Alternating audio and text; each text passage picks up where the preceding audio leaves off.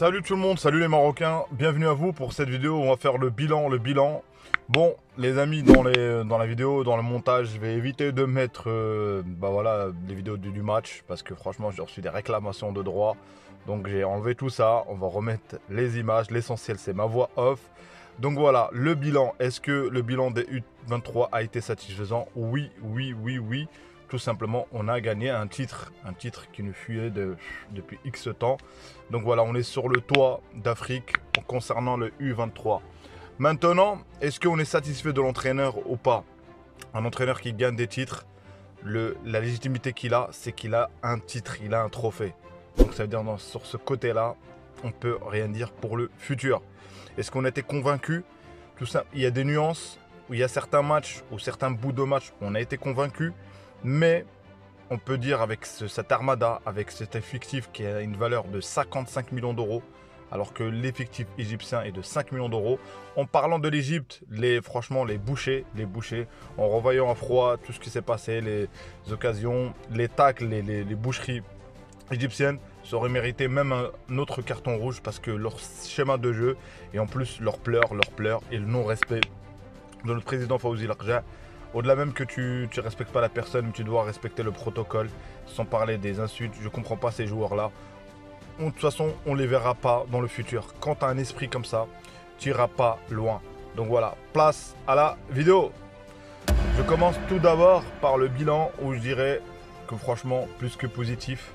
Une équipe qui s'est construite à la va-vite, je dirais, parce que je pense qu'il n'y avait ni Bouchouari, il n'y avait ni Amaraoui, il n'y avait ni Zelzouli, il n'y avait ni El Khennouz. Donc ça veut dire qu'on a ramené beaucoup, Richardson aussi je pense. Donc c'est-à-dire qu'on a ramené beaucoup de joueurs et ils n'ont fait aucun match amicaux. Leur préparation s'est faite en pleine canne. Et le résultat c'est qu'on l'a gagné. Par contre, concernant est-ce qu'on peut mieux faire? Oui, largement. Avec cet effectif, avec cette armada offensive, ce milieu de terrain. Et on a bien vu parfois dans des phases, notamment le premier match où on a fait la remontada, la mini remontada de 2-1 contre la Guinée, ou une deuxième mi-temps, franchement, avec un collectif, sans parler du match référence du Ghana. C'est ce match-là qui nous a permis de se qualifier. Donc voilà. Et après, il y a eu le troisième match, on a géré. Le match le plus dur pour moi de la compétition, c'est le Mali. C'est le Mali. C'est ce match-là où on a été logiquement au tir au but. Parce que franchement, les Maliens, ils ont vraiment repoussé dans nos retranchements. Et est-ce que aussi ça a été une leçon pour cette équipe, une leçon pour les JO aussi. Les JO. Donc il y a eu la finale où les circonstances ils font qu'on a encaissé un but et on dirait ça se voyait qu'on allait encaisser. Franchement, des fois on le sent comme avec le Mali. C'est ça qui fait peur avec cette équipe. De temps en temps, ce que j'ai vu sur le Mali et l'Égypte, tu sens qu'on va prendre un but. Mais on rectifie pas. Donc voilà, on prend un but que voilà, il vient de nulle part. C'est un but, s'il le refait 15 fois, il le met 2 fois maximum. Donc voilà. On s'est encaissé, il y a le carton rouge. Et là, la boucherie. Il faut dire franchement, jouer contre l'Égypte dans cette boucherie, eux, leur stratégie était simple.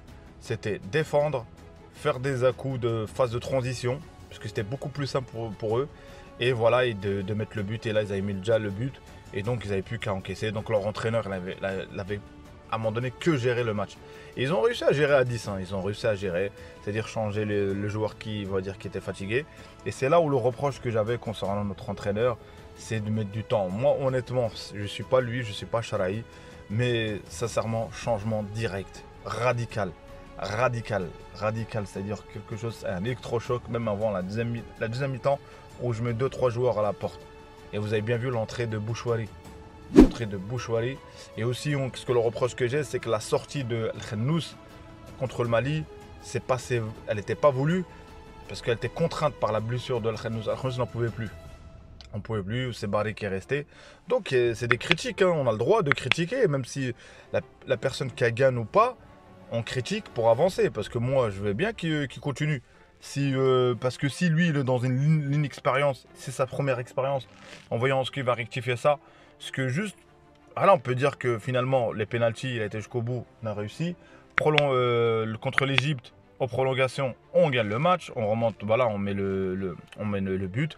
Et on met l'égalisation et après le 2-1. Donc finalement, voilà, Bakraoui qui était magnifique. Donc globalement, satisfait de pas mal de joueurs.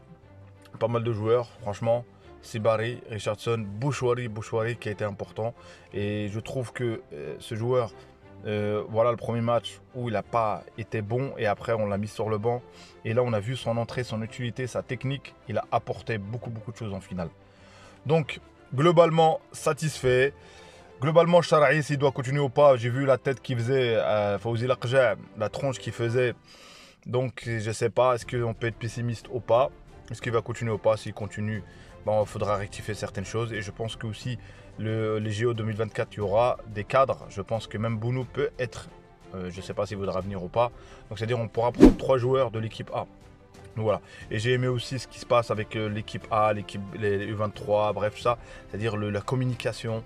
Et il faut dire que ce facteur, le fait qu'on gagne, c'est pas anodin, c'est pas quelque chose, on va dire que ça vient pas de nulle part, c'est pas du hasard, c'est pas de la chance, c'est du travail. Et il faut de la chance aussi pour gagner.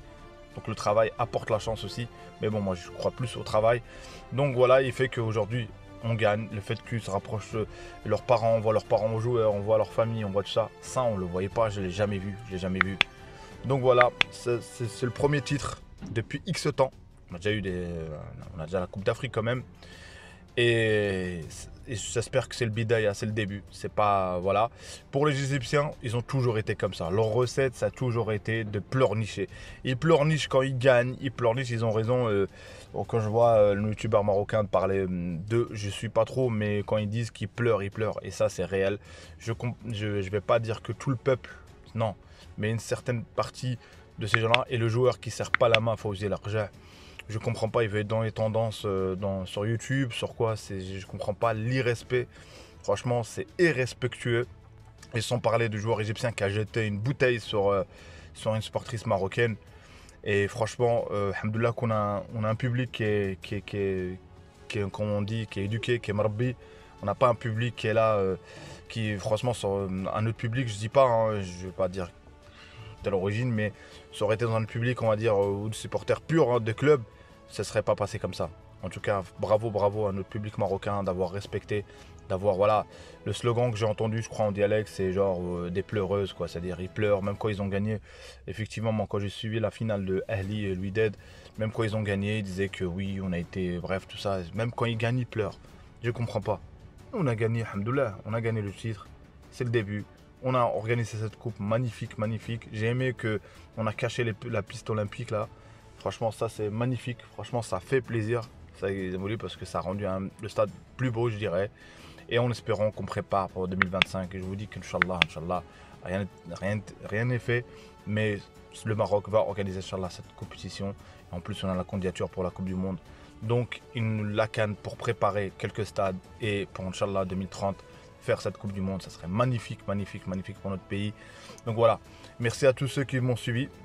Merci à tous ceux qui ont suivi mes débriefs ou d'avant-match concernant cette compétition. Merci à tous ceux qui me découvrent sur ma chaîne, c'est Abdelfoot. Vous avez bien vu que je parle de football, notamment de mon pays, le Maroc, et aussi le Real Madrid. Et vous, dites-moi pour quel club vous êtes, ou pour quel pays vous êtes. Ça se trouve, là, je me dis qu'il y a du monde qui me suit, et ou quel pays vous avez suivi. Et en tout cas, félicitations à tous les participants, que ce soit le Ghana, la Guinée, le Mali, le Maroc, mon pays, bien sûr. J'ai oublié quoi comme pays encore? L'Égypte encore, félicitations à tous les participants, les 8 participants à cette coupe. Donc voilà les amis, j'espère que je ne me suis pas trompé quelque part. Abonne-toi si tu as aimé le contenu, like, à une prochaine vidéo. Ciao, salam alaikum.